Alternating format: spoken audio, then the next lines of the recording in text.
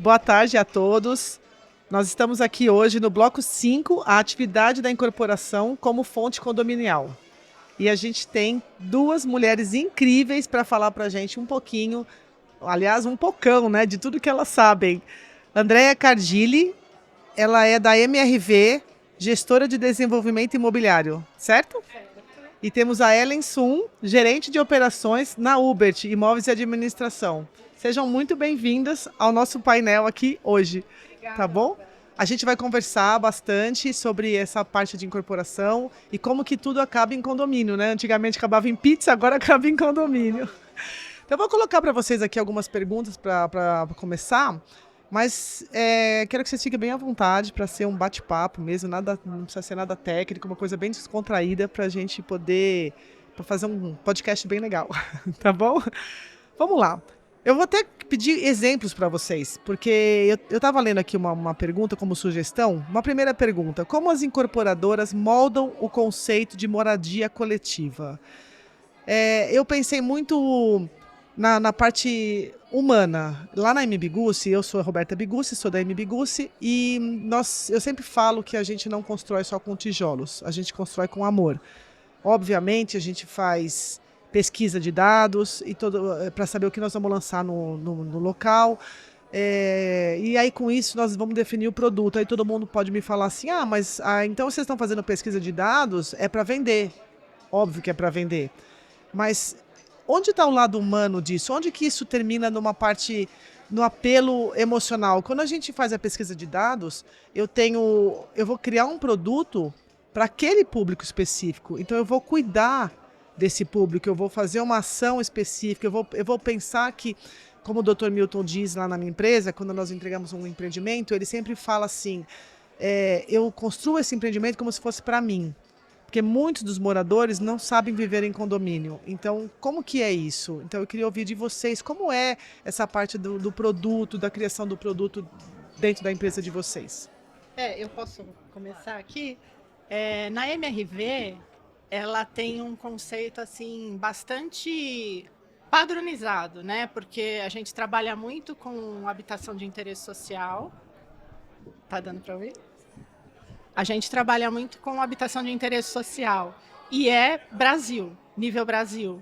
Então, a cada empreendimento que a gente faz, a gente trabalha com formas pré-moldadas, né? Então, as tipologias são criadas de uma forma para tentar se adequar ao Brasil inteiro.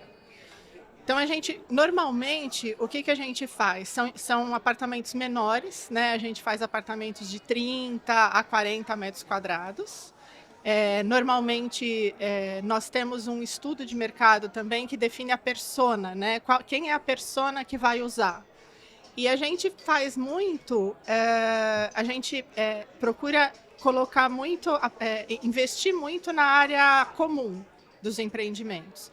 Então, você tem uns apartamentos menores, mas você leva essa pessoa para utilizar tanto as áreas comuns dos empreendimentos.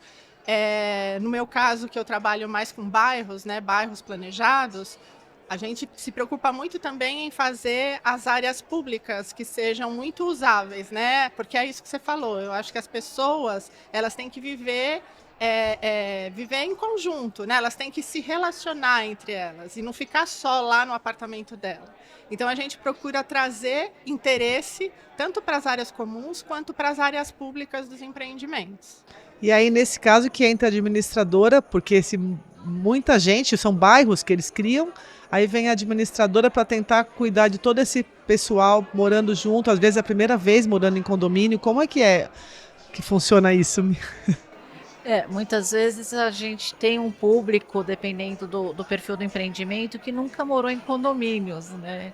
Então não tem ideia de como é conviver tão próximos, todo mundo com as mesmas regras, e conseguir viver em harmonia. Então, você pediu exemplos, a gente tem realmente casos bem diferentes principalmente em relação a horários, né, hábitos, né? Então tem gente que acorda super cedo, então acha super normal ligar o som 7h30, 8 horas da manhã super alto já, e o outro que dorme super tarde e acha que é normal ficar andando, né, pela casa, correndo e tudo mais. Então, acho que o que a gente tenta fazer é criar um ambiente mais harmônico possível, regrando, criando-se regras, e essas regras sempre juntos, em parceria com o corpo diretivo e os moradores, os proprietários, através do regulamento interno. É a hora que a gente consegue criar uma regra, que todos aprovem, é feito isso coletivamente, para conseguir viver numa harmonia, né? Porque sem regra ia ser Um caos. impossível. Sem regra é um Ia ser caos.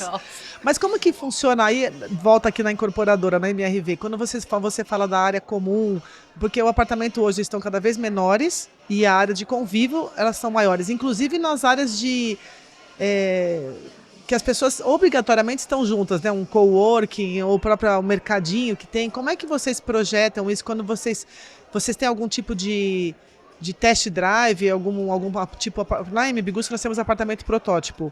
Então por mais que eu tenha um projetista, por mais que a administradora esteja lá para falar isso funciona, isso não funciona, eu faço um apartamento protótipo antes de tudo. Porque ali eu vou testar, por exemplo, se uma tomada de geladeira lá não ficou atrás da porta da geladeira.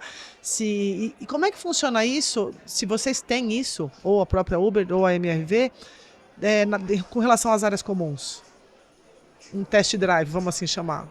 Com as áreas comuns a gente tem alguns padrões, né? A gente desenvolve vários padrões onde a gente testa isso no Brasil inteiro. Então, muitas dessas áreas vêm através de pesquisa de mercado, muitas dessas áreas a gente tem apoio das administradoras de condomínio, que eles ajudam muito a gente também, né? A falar o que funciona, o que não funciona. E a gente tem os projetistas, né, que desenvolvem todos os projetos, que já têm também a experiência, onde pôr tomada, o que funciona e o que não funciona, né? Na Uber a gente a gente tem um serviço de parceria com as construtoras incorporadoras, que é justamente para ajudar a desenvolver um produto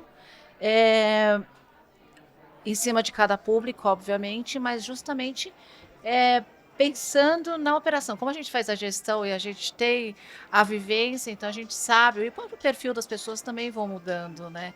Essa área de convivência é muito legal, porque depois que surgiram os estúdios, né, os apartamentos menores também, começou a se valorizar muito as áreas de convivência. E o que a gente acha muito legal, né? Porque a gente não quer cada vizinho trancado ali no seu apartamento que nem conhece, não sabe nem quem é. Encontra no elevador, não sabe nem quem é. Eu não sei quem são meus vizinhos.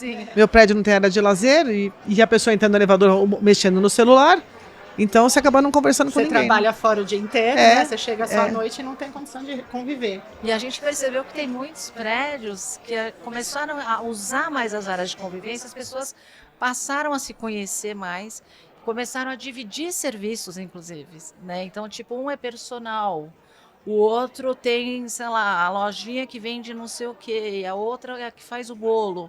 E aí eles acabaram meio que criando uma comunidade, efetivamente, com troca, inclusive, na parte econômica, desenvolvendo a parte profissional, usando a parte profissional de cada um, foi muito legal. A gente tem vários modelos hoje assim, e é muito bacana. Então, eu acho que a área de convivência é bem pensado, tem que ser uma área muito democrática, né? Nada muito específico, são áreas normalmente muito democráticas, multiuso, multifuncionais. Putz, é sucesso, é super legal. E é legal ver o pessoal usar, né?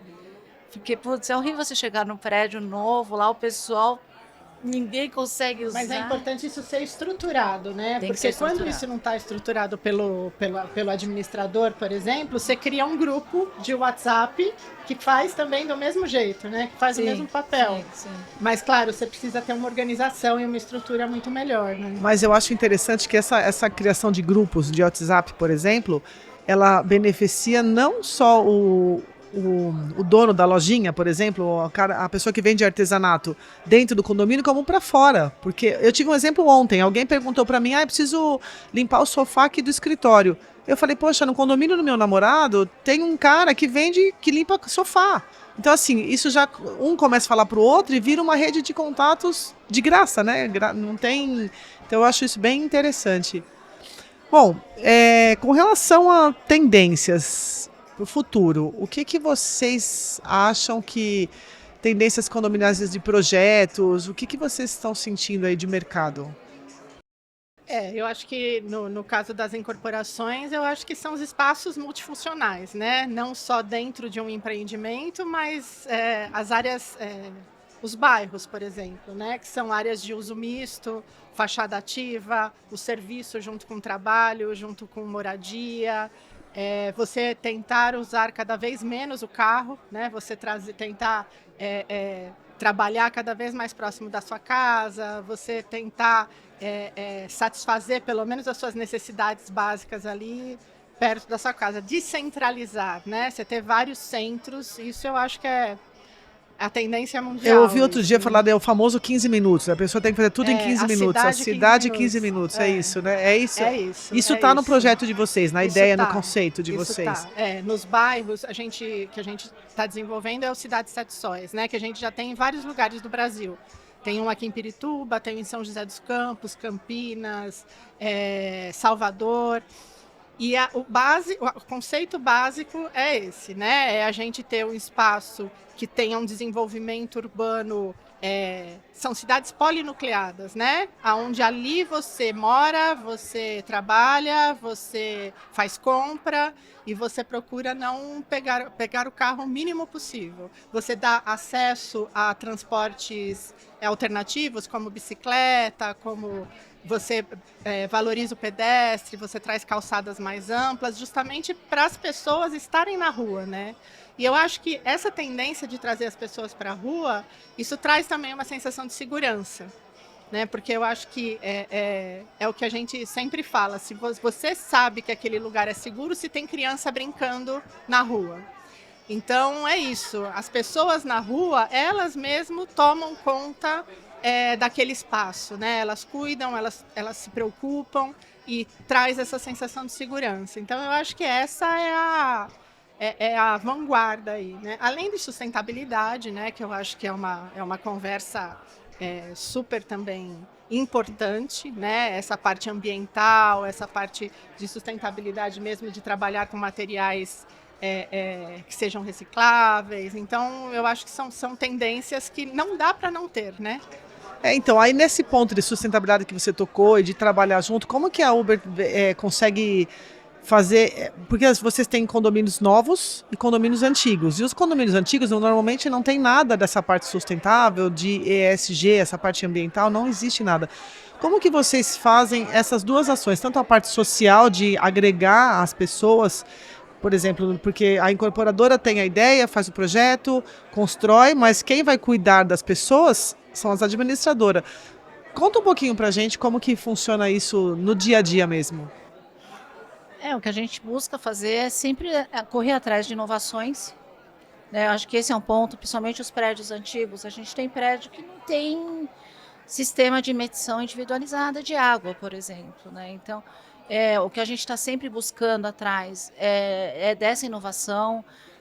Até um tempo atrás a gente não conseguia adequar, tinham muitos prédios que a gente não conseguia fazer esse tipo de adequação, e a gente buscando sempre empresas que consigam desenvolver novos produtos, novos serviços, para que a gente consiga atingir essas metas, principalmente em relação ao consumo de energia, consumo de água, consumo de gás, a questão de próprio compartilhamento de veículos. Então a gente vem procurando sempre buscar opções, inovações para que os condomínios adotem, pensando justamente num todo, né? A gente já pensar numa questão de sustentabilidade, obviamente que sempre gerando economia, né? Que eu acho que o que pesa muito para o pessoal é a questão da economia, né? Então é muito fácil você convencer um condomínio a tomar alguma atitude, sempre pensando em redução de despesas, né? É o famoso investir para reduzir. Para reduzir, eu acho isso bem importante. E como incorporadores, no nosso caso, nós fazemos a incorporação e eu vendo o apartamento depois. No caso da MRV também.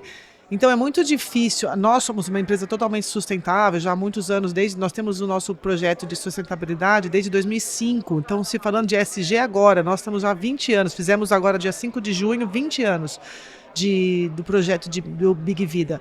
E nós percebemos que a grande dificuldade era como convencer o incorporador, o sócio, o proprietário, de que vale a pena ser sustentável, porque no caso da IMRV, por exemplo, como a da NBGUSI, o empreendimento ele não fica para nós.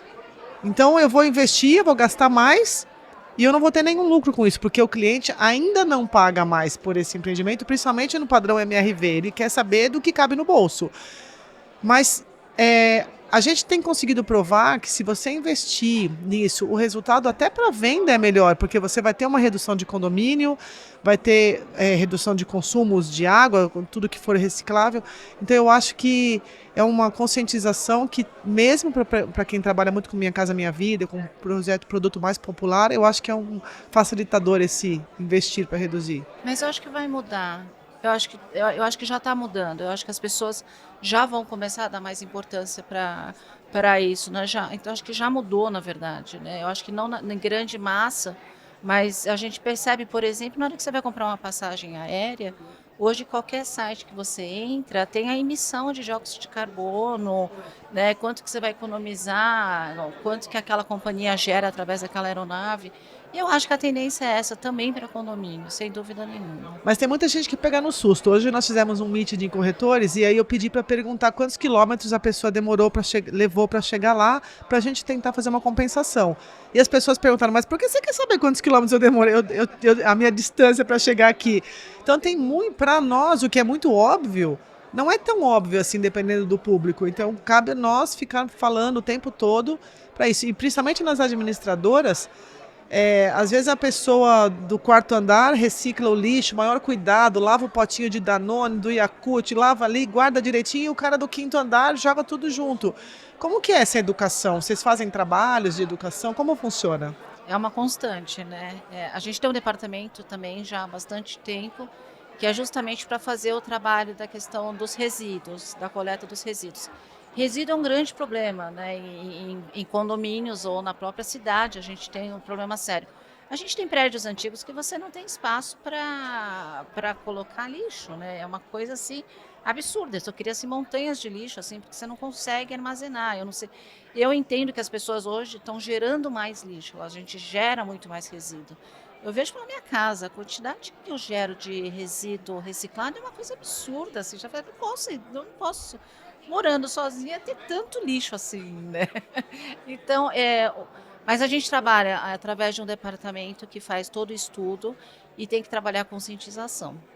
É constante, é constante, é constante. A gente chega a ponto de, muitas vezes, investigar lixo, né?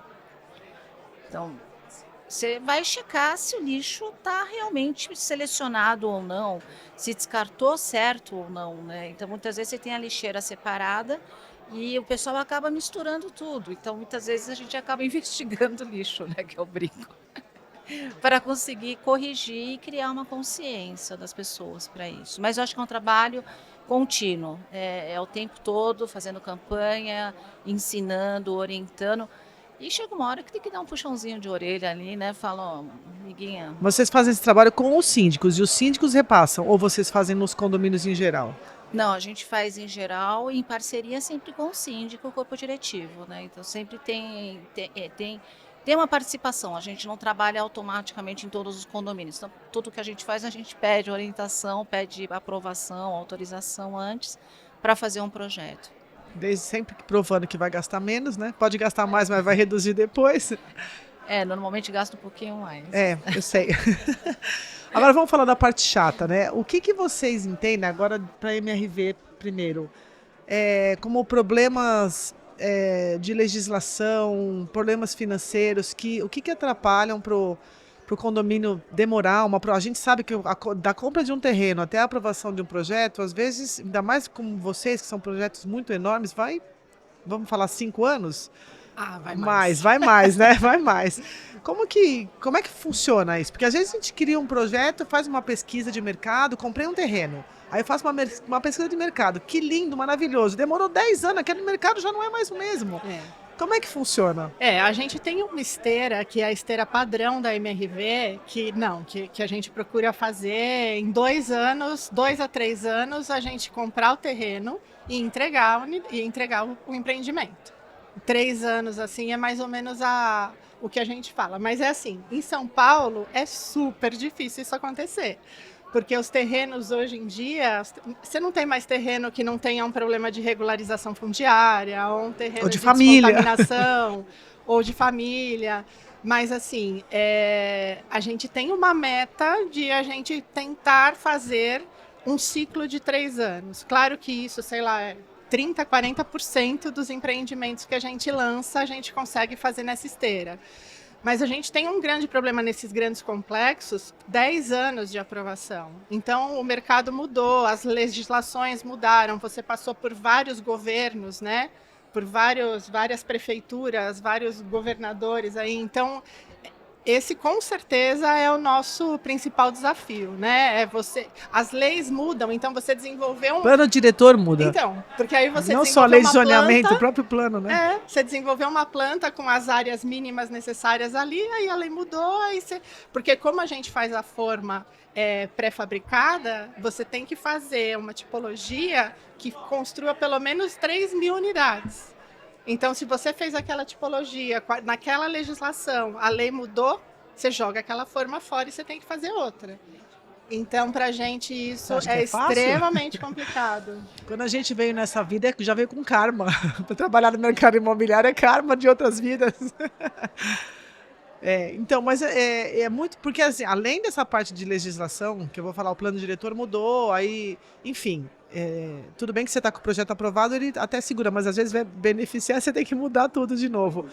Mas, além disso, vamos supor que passamos essa fase. Aí nós temos a parte financeira, a parte do dinheiro, o financiamento, o crédito pré-aprovado ou não, o material que subiu, a mão de obra que acabou. Como é que funciona isso? E aí... e aí a pergunta depois vai para vocês também, porque a mão de obra também acaba na deportaria. Então vamos primeiro aqui na MRV. Qual é a mágica para poder conseguir? Vamos contar para mim aqui, que só eu estou sabendo, escutando essa história. Se você souber, você me conta. Qual é também, a mágica, né? para não ter esse problema de a escassez da mão de obra, o aumento dos custos e a parte de financiamento, crédito mesmo? Na verdade, a gente tem uma parceria com a Caixa, né, que é Minha Casa Minha Vida, então a maior parte a gente vem do financiamento da Caixa. Mas, assim, a gente tem uma regra lá na MRV que a gente procura falar que fábrica não fecha, fábrica não para e loja não fecha. Então, a gente procura fazer um sequenciamento para que a mão de obra da produção, por exemplo, saia de um empreendimento, vá para outro, que vá para outro, que vá para outro, e comercial a mesma coisa, né? Que a gente não pode desmobilizar, não pode nem desmobilizar canteiro, porque se você desmobiliza, aí é catástrofe total, né? Porque aí você tem que recontratar tudo de novo, é mão de obra extremamente complicada. E em relação aos custos, a gente vai muito na régua, na viabilidade, né? O tempo inteiro. A gente fica fazendo malabarismos ali para conseguir uma melhor compra, para conseguir uma melhor parceria, para a gente conseguir viabilizar um empreendimento, porque realmente é extremamente difícil com essa inflação, né? Com esses custos que eles sobem de um dia para o outro, a gente não consegue acompanhar o preço. Não, né? e assim, para quem não sabe, né, que está ouvindo a gente, os custos o financiamento, depois de aprovado na Caixa Econômica, não tem reajuste. E a obra continua sendo reajustada. Então, é uma coisa bem complicada. É só fazendo malabarismo mesmo. E como que funciona essa falta de mão? Vou pedir para vocês falarem um pouquinho mais perto agora, que vai começar o barulho ali. Como é que funciona essa falta? Como é que vocês lidam com essa falta de mão de obra também? Que deve acontecer também com vocês. Portaria. A gente teve uma época que teve um boom imobiliário, não lembro que ano que foi, mas tipo sumiu a mão de obra, foi todo mundo para canteiro de obra. Então a gente não achava mais um porteiro, não existia mais porteiro no mercado. E aí foi a hora que a gente começou a se reinventar. Por que não contratar mulher para ficar, né, fazendo a tarefa de portaria, até segurança, vigilantes? E, por fim, deu super certo. Então, hoje a gente tem exemplos de algumas portarias que operam com mulheres que funcionam super bem, que no início a gente tinha um certo receio, né, de, putz, mulher, o pessoal não vai respeitar. Nossa, deu super certo, gente, foi super legal. Então, mais uma vez, a gente reinventa e dá um jeito e no fim dá certo. E aí a parte de crédito, vocês não têm esse problema, né? O problema é nosso, né? Quando não tem crédito para aprovar. E quando vocês vão fazer aí, agora para você direto, o Ellen, quando vai ter a instalação do condomínio, qual que você acha que é a maior dificuldade? Por exemplo, se vocês pegam um empreendimento no final, a obra ficou pronta, vem lá o incorporador e convida vocês para fazer esse empreendimento. É uma situação não muito boa, ou do que quando você pega o empreendimento desde o projeto. Qual seria o melhor dos mundos para vocês? Pegar desde o começo, onde vocês podem dar opinião do que fazer, ou tanto faz? Como funciona isso? Normalmente quando a gente participa desde o início, quando a gente participa da concepção já do projeto, já para a gente é mais fácil na implantação. Primeiro porque a gente já está participando, então você já entendeu qual que é o público-alvo daquele empreendimento, o porquê do que está em tal lugar.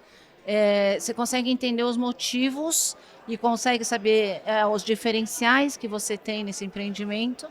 E a gente participando desse projeto, então tem algumas etapas que a gente consegue meio que vencer, né? Então, coisas muito básicas, por exemplo, de novo, resíduos, né? Muitas vezes se esquece que existe lixo, né? Então, reciclado. Você tem que ter um espaço destinado para um reciclado, você tem que ter um espaço suficiente, calculado para aquela quantidade de unidades, né? Você tem a questão de, sei lá, controle de acesso, por exemplo, que impacta direto em custo também, né? Então, se você tem, por exemplo, uma guarita bem posicionada, com uma boa visibilidade, você consegue reduzir mão de obra, né? Se você tem acessos completamente separados, um longe do outro, acesso de veículos, você vai precisar de mais mão de obra, isso vai acabar encarecendo o condomínio e implantando com mais gente, né? Ainda mais o pessoal quando pega um apartamento novo, a maioria ainda vai gastar com alguma coisa, né? Com mudança, com piso, sei lá, marcenaria. Então é uma fase pesada de custo, né, para o cliente, né? Então a ideia é reduzir o máximo possível dessa taxa condominial desde o início. Então, respondendo, eu acho que quando a gente participa da concepção do empreendimento, sem dúvida nenhuma, é uma implantação um pouco mais fácil para a gente, por conhecer já o empreendimento. Vocês na MRV já tem uma administradora que vem junto ou não? Ela chega no final e... Não, a gente tem. A gente tem um departamento específico que cuida dessa parte de administração de condomínios e tudo. Então, a gente tem algumas parceiras que vêm com a gente e aí a gente acaba contratando no final. Então, mas vocês também não pegam desde o começo, desde o projeto? Não. Isso é uma dica boa que ela deu aqui pra gente, porque é um aprendizado.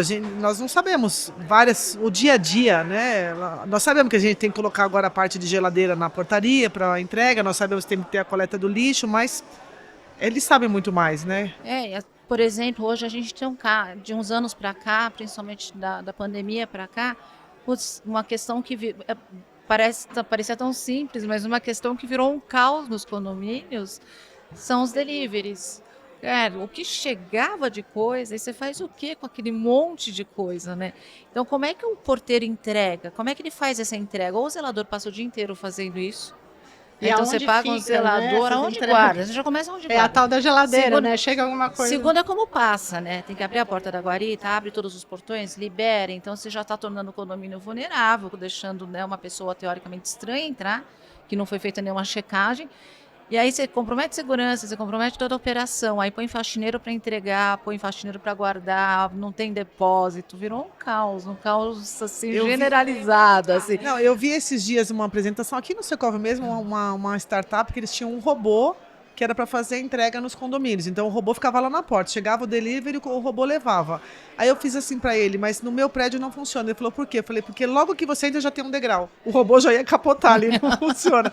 Mas assim, são empreendimentos antigos que não tem nenhuma estrutura. Exato. Então isso é uma coisa que tem que mudar mesmo. E são coisas que vieram com a pandemia, mas são coisas que vieram para ficar. Né? E vai ficar, sem dúvida nenhuma. Sem dúvida nenhuma. Quem aqui nunca pediu um delivery? Não, e fora que tem deliveries e deliveries, né? Então, tipo, a gente generaliza os deliveries como, você imagina uma entrega, né, de algum e-commerce, né? Só que depois você tem o problema da comida também, né? Já teve caso de morador pegar a pizza errada. Na hora que ele abriu a pizza, ele falou, não, mas não foi esse sabor que eu pedi, né? Pediram na mesma pizzaria, a entrega foi quase junta, E aí desceu, viu a pizza lá, Pegou. pegou a pizza, mas não era dele, era do vizinho que Devia ainda ter chamado o vizinho para comer junto, todo Pois mundo come junto. Já socializa, né? E eu acho que, voltando nessa fase que você falou, aí falando uma parte mais técnica, a administradora estando junto desde a concepção do projeto, ela pode inclusive ajudar depois na parte final de incorporação, de registro de convenção. Isso é uma coisa que também... a própria análise da análise da convenção, convenção, né? né? Que é super importante hoje, né? Você tem a questão das locações de curta temporada, você tem uma série de situações hoje que você consegue evitar, né, conflitos depois para frente, o desgaste, se a gente tiver isso muito bem documentado desde o início. Isso tem dado muito problema para vocês, essa locação de curta temporada? Tem. Tá difícil. A gente tem buscado, vai apresentar uma solução logo aí no mercado, ainda não está super desenhado, mas a gente está buscando solução. O tempo todo a gente busca solução, porque começa desde o controle de acesso, né? Então, você tem que ter um baita sistema de controle de acesso, onde o locador, o proprietário locador já comunica quem vai entrar, você precisa ter certeza se essa pessoa mesmo, quanto tempo ela vai ficar, e se ela não saiu, o que a gente faz? É bem complicado, é bem complicado. A própria legislação é diferente, né? Nós temos um hotel em São Bernardo, Neo São Bernardo, e ele é um hotel... Teoricamente seria só um hotel que você entra e sai todos os dias ou período curto, mas tem muitos hóspedes lá que estão morando por long stay. Mas também não são 30 meses, fica lá me divorciei, vou mudar lá até mudar minha casa.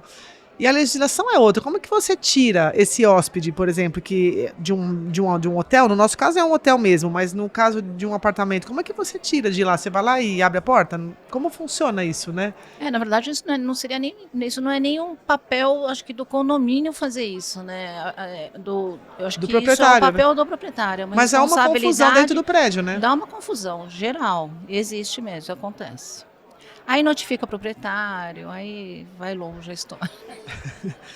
E vamos lá, estamos caminhando aqui para o finalzinho. Tem uma pergunta que chegou para mim aqui. De que forma os novos condomínios podem impulsionar a formação de novas centralidades urbanas? Você, Andréia.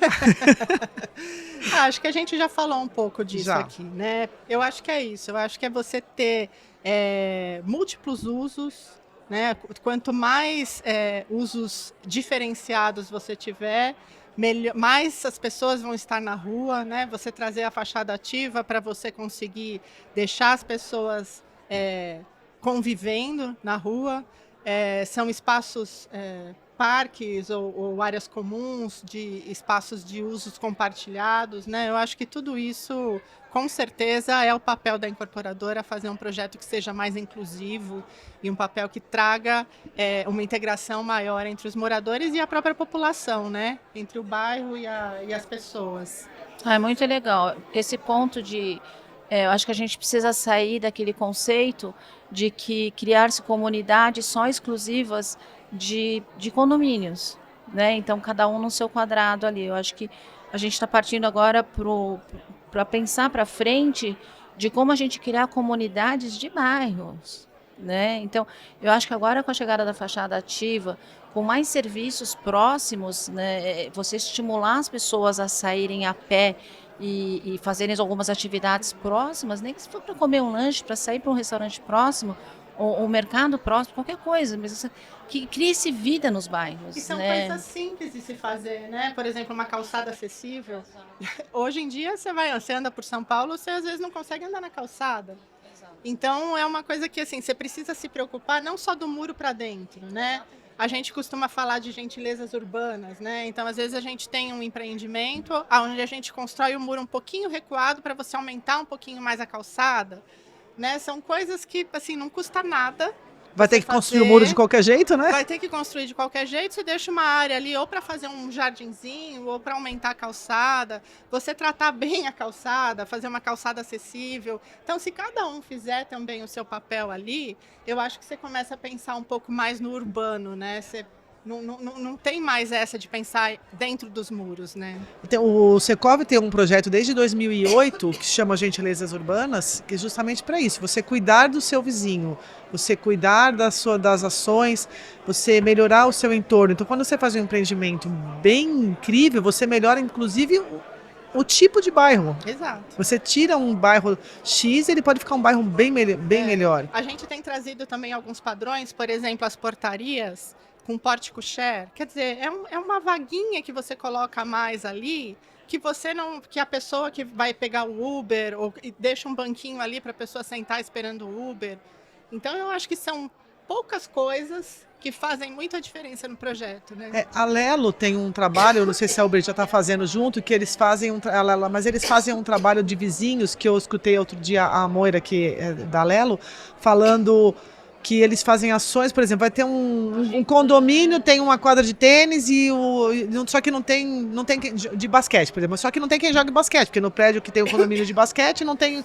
Então vamos chamar o vizinho do lado ali, ó, vem aqui jogar basquete. Então isso é muito interessante também. Cara, é super legal. Eu fui conhecer esse projeto deles.